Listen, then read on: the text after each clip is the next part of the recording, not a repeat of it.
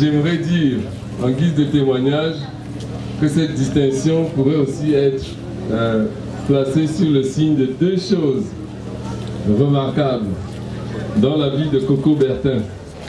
La première, c'est sa persévérance dans la foi en Jésus-Christ.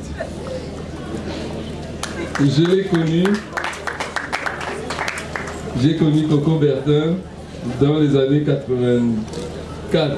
Voir un jeune de son âge se faire tenir par la main, venir à ces réunions chaque dimanche après-midi. Et nous sommes aujourd'hui combien d'années plus tard? Une quarantaine d'années après. Il n'a pas changé d'itinéraire. Il est resté fidèle dans sa foi, dans sa décision d'être chrétien. 40 années après, il est resté fidèle dans cet engagement. Et cela seul pourrait mériter une distinction de docteur honoris causa.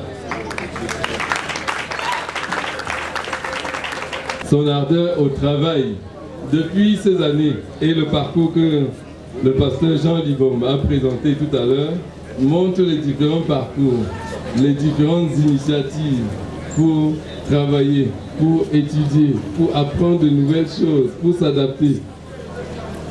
Ça aussi, je l'ai vécu de très près depuis les premières années où j'ai connu Coco Bertin.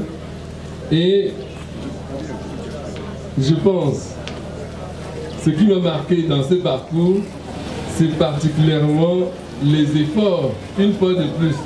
Déjà, pour lire la Bible en braille. Et en cela, il l'a fait non seulement pour lui, mais je pense que c'est les choses qui sont à l'origine du CEJAC, de ce centre qui nous rassemble aujourd'hui.